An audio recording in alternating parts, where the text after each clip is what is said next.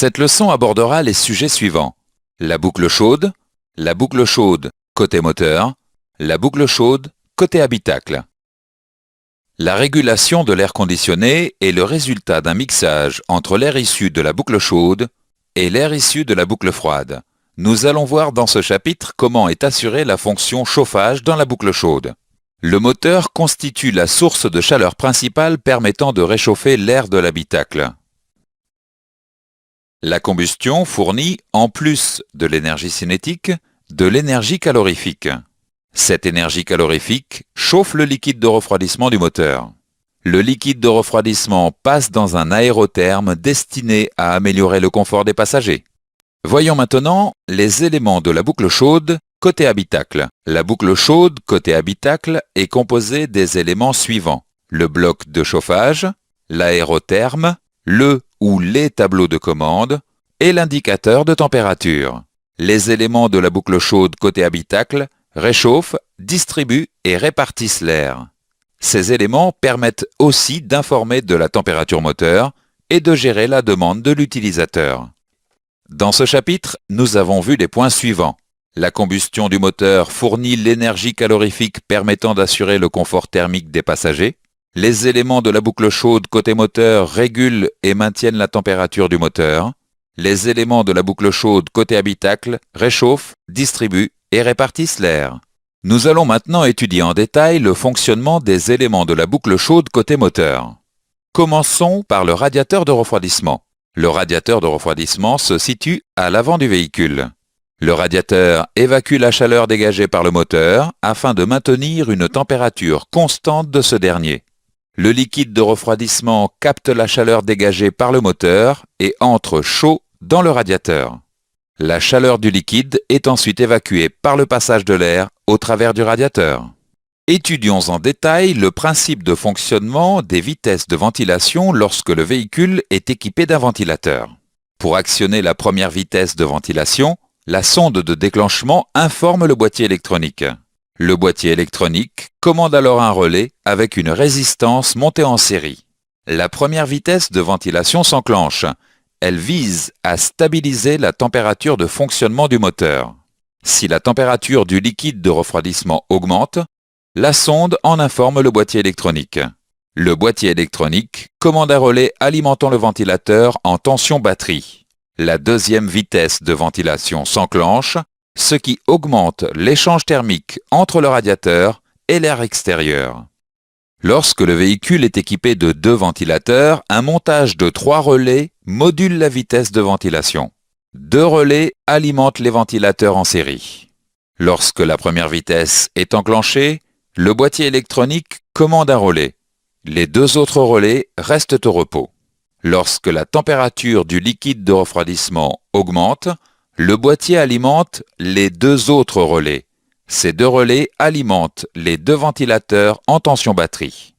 La deuxième vitesse de ventilation s'enclenche. Voyons maintenant le rôle du thermostat dans la boucle chaude côté moteur. Le thermostat régule la circulation du liquide de refroidissement en fonction de la température du moteur. Le thermostat se situe dans le boîtier sortie d'eau placé sur la culasse. Le boîtier sortie d'eau relie l'ensemble des canalisations du circuit de refroidissement. Étudions plus en détail le fonctionnement du thermostat. Le thermostat est constitué d'une capsule de cire, d'une aiguille fixe, d'un clapet et d'un ressort de rappel. Dans un premier temps, le liquide de refroidissement ne circule que dans le bloc moteur. Sous l'effet de la chaleur, la cire se dilate. La dilatation déplace le corps de la capsule par l'intermédiaire de l'aiguille. Le clapet s'ouvre et la circulation est possible. Lorsque la température diminue, le ressort rappelle la capsule et le clapet revient en position fermée. Grâce au thermostat, la montée en température du moteur et de l'aérotherme est plus rapide. Voyons maintenant le témoin d'alerte et la jauge de température moteur. Le témoin d'alerte et la jauge se situent sur le tableau de bord. Certains véhicules ne possèdent que le témoin d'alerte. Lors de sa mise en route, le moteur monte progressivement en température. En cas de dysfonctionnement de la boucle chaude, le témoin informe de la surchauffe du moteur. Abordons maintenant le contrôle des éléments de la boucle chaude côté moteur. Le groupe motoventilateur, la sonde de déclenchement, la sonde de température et le témoin de température moteur sont contrôlables visuellement et électriquement.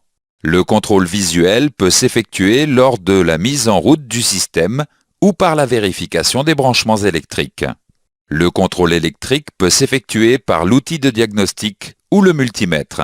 Le contrôle du thermostat s'effectue par un contrôle visuel lors de sa manipulation. Dans ce chapitre, nous avons vu les points suivants. Le radiateur de refroidissement permet d'évacuer la chaleur dégagée par le moteur afin de maintenir la température de ce dernier constante.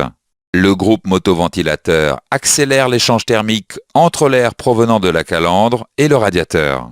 La deuxième vitesse de ventilation s'enclenche si la température du liquide de refroidissement augmente. Le thermostat régule la circulation du liquide de refroidissement en fonction de la température du moteur. Grâce au thermostat, la montée en température du moteur est plus rapide, ce qui permet à l'aérotherme de chauffer plus rapidement. En cas de dysfonctionnement de la boucle chaude, le témoin informe de la surchauffe du moteur. Voyons maintenant les éléments de la boucle chaude côté habitacle. Commençons par le tableau de commande. Le tableau de commande permet à l'utilisateur d'activer et de régler les différentes fonctions du conditionnement d'air. Selon le type de véhicule, il existe différentes zones de conditionnement d'air dans l'habitacle. Dans certains véhicules, il y a autant de tableaux de commande qu'il y a de zones de conditionnement d'air. Le tableau de commande à régulation une zone permet une diffusion uniforme de l'air conditionné dans le véhicule. Le tableau de commande à régulation 2 zones permet une diffusion de l'air pour chaque côté. Les tableaux de commande à régulation multizone permettent une diffusion de l'air pour chaque rangée. Voici un tableau de commande à régulation manuelle. Si la régulation est en mode manuel, les fonctions sont enclenchées et réglées par l'utilisateur. La fonction air conditionné permet de faire une demande de mise en route du compresseur de la boucle froide. Si le bouton AC Max est enclenché, le débit du compresseur est à son maximum. La fonction recyclage isole le véhicule de l'air extérieur et permet d'atteindre avec plus d'efficacité le confort souhaité dans l'habitacle. La fonction dégivrage agit sur les fonctions électriques de la lunette arrière et des rétroviseurs dégivrants. La fonction désembuage agit sur la distribution de l'air vers les frises de désembuage. La fonction ventilation permet de moduler la vitesse du ventilateur habitacle.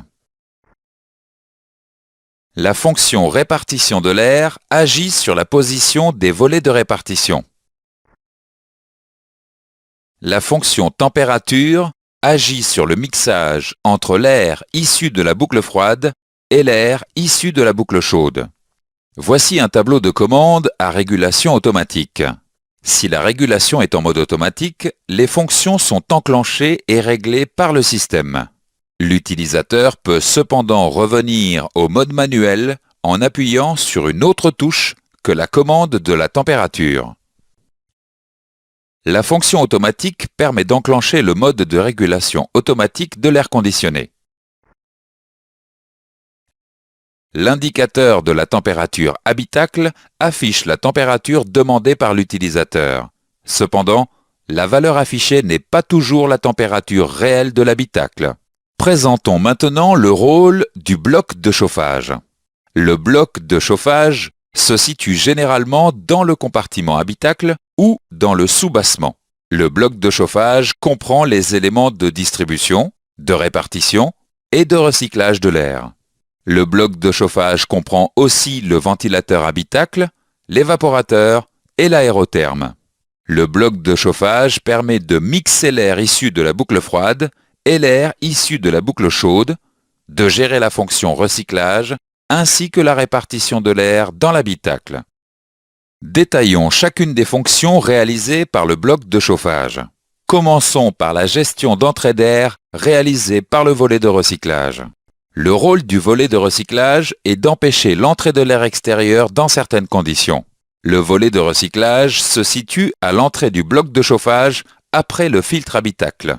En position ouverte, le volet de recyclage laisse entrer l'air extérieur dans le bloc de chauffage. En position fermée, le volet de recyclage ferme l'entrée de l'air extérieur et permet le recyclage de l'air intérieur. Le volet de recyclage peut être commandé par câble, par moteur à courant continu ou par moteur pas à pas. Étudions plus précisément le recyclage de l'air. Le recyclage permet aux occupants de s'isoler en cas de pollution extérieure. Le recyclage retraite en continu l'air habitacle pour obtenir rapidement le confort thermique demandé. En mode manuel, il est préférable de ne pas laisser la fonction recyclage pendant un long moment afin de renouveler régulièrement l'air intérieur. En mode automatique, le volet de recyclage renouvelle l'air toutes les 10 minutes. Voyons maintenant la distribution de l'air gérée par le bloc de chauffage. La distribution de l'air consiste à mixer l'air issu de la boucle chaude et l'air issu de la boucle froide afin d'obtenir le confort demandé. La distribution de l'air est réalisée par les éléments de mixage. Les volets de mixage se situent en aval de l'évaporateur, producteur de froid. Les volets de mixage peuvent être commandés par câble, par moteur à courant continu ou par moteur pas à pas. Détaillons le principe du mixage. Celui-ci est à la base de la régulation de la température de l'air conditionné. L'air entrant dans le bloc de chauffage passe toujours par l'évaporateur. Si de l'air froid est demandé, le compresseur se met en route et l'évaporateur refroidit l'air qui le traverse. Dans ce cas, le volet de mixage ferme l'accès de l'air à l'aérotherme. Si de l'air chaud est demandé, l'évaporateur est à la même température que l'air entrant. Dans ce cas, selon la température demandée, l'air est partiellement ou totalement dirigé vers l'aérotherme grâce au volet de mixage. Si la fonction désembuage est demandée, l'air est déshydraté lors de son passage à travers l'évaporateur, puis chauffé par l'aérotherme. Après le recyclage et la distribution, voyons enfin la répartition de l'air dans le véhicule. La répartition consiste à diriger le flux d'air dans les différentes parties de l'habitacle. La répartition de l'air est réalisée par les éléments de répartition. Les volets de répartition se situent à la sortie du bloc de chauffage. Les volets peuvent être commandés par câble, par moteur à courant continu ou par moteur pas à pas. Selon la demande, les volets de répartition dirigent l'air dans le circuit de ventilation du véhicule. Selon le type de véhicule, le circuit de ventilation comprend des conduits intégrés à la planche de bord, des conduits pied avant et pied arrière. Selon le type de véhicule, l'air peut être soufflé par des diffuseurs au niveau du plancher et des frises de désembuage. L'air peut aussi être soufflé par des aérateurs au niveau de la planche de bord et des têtes hautes. Voyons les 5 combinaisons de répartition de l'air. Tout le flux d'air est dirigé vers les frises de désembuage du pare-brise et des vitres latérales. Le flux d'air est dirigé vers les frises de désembuage du pare-brise, les vitres latérales et les pieds. Le flux d'air est dirigé vers les aérateurs et vers les pieds. Le flux d'air est dirigé uniquement vers les aérateurs. Le flux d'air est dirigé uniquement vers les pieds. Abordons maintenant le contrôle des éléments de la boucle chaude côté habitacle. Le tableau de commande et les fonctions recyclage, mixage et répartition de l'air sont contrôlables visuellement et électriquement. Le contrôle visuel et sensitif peut s'effectuer par la manipulation ou la vérification des branchements électriques. Le contrôle de l'aérotherme s'effectue visuellement lors de sa manipulation. Dans ce chapitre, nous avons vu les points suivants. Le tableau de commande permet à l'utilisateur d'activer et de régler les différentes fonctions du conditionnement d'air. L'aérotherme favorise un échange thermique entre l'air aspiré et la température du moteur afin de réchauffer l'air de l'habitacle. Le recyclage retraite en continu l'air habitacle pour obtenir rapidement le confort thermique demandé. La distribution de l'air consiste à mixer l'air issu de la boucle chaude et l'air issu de la boucle froide afin d'obtenir le confort demandé. Selon la température demandée, l'air est partiellement ou totalement dirigé vers l'aérotherme grâce au volet de mixage. La répartition consiste à diriger l'air dans les différentes parties de l'habitacle grâce au volet de répartition.